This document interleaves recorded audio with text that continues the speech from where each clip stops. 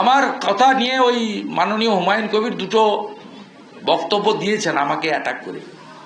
একটা বলেছেন আমি বলেছি আমি হিন্দুদের বিধায়ক, আমি বলেছি খুব পরিষ্কার হিন্দুদের ভোটে আমি জিতে বিধায়ক হয়েছি। এটা তো ঘটনা, আমি 1,10,000 ভোট পেয়েছি, মমতা ব্যানার্জি 1,08,000 প্রায় ভোট পেয়েছে, 2,000-এর কাছাকাছি ভোটে এগিয়ে যাব আমি অভিষেক বন্দ্যোপাধ্যায়ের নেতৃত্বে। চোরেদের পৃথিবীতে তাকে স্বাগত। তৃণমূলে গিয়ে না বিজেপির সূচাগ্র কোনো লোকসান হলো, না তৃণমূলের 5 পয়সার লাভ হয়েছে, উল্টে ক্ষতি হয়েছে।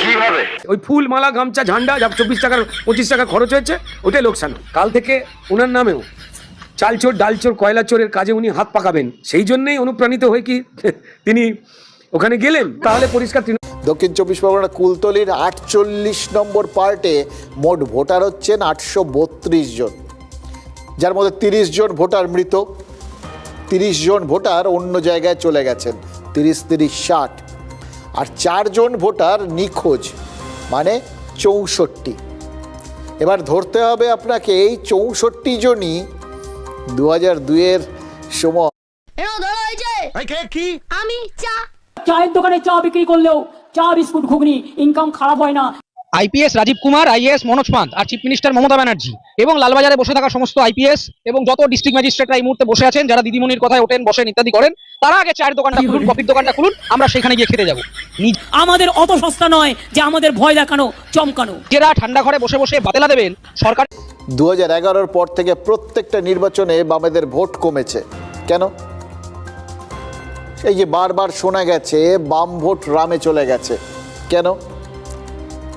অনেকেই বলেন এবং বাম নেতারাও সেটা স্বীকার করেন যে গ্রাম গ্রামাঞ্চলে যখন হামলার মুখে পড়েছে তাদের কর্মীরা, তখন তারা তাদের সামলাতে পারেননি।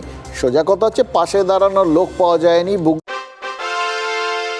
বলছি আমি 7 টাকা বাড়িয়েছি, বলো তোমার 7 টাকা বাড়ানোর দরকার নেই, আমি বিজেপির সেবক আছি, বল যারা দোয়াশরা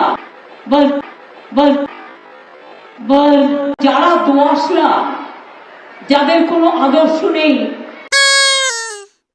আমি না আঘাত করছি, আমাকে আঘাত করলে আমি সারা ভারতবর্ষ হিলিয়ে দেবো, এটা মাথায় রেখো।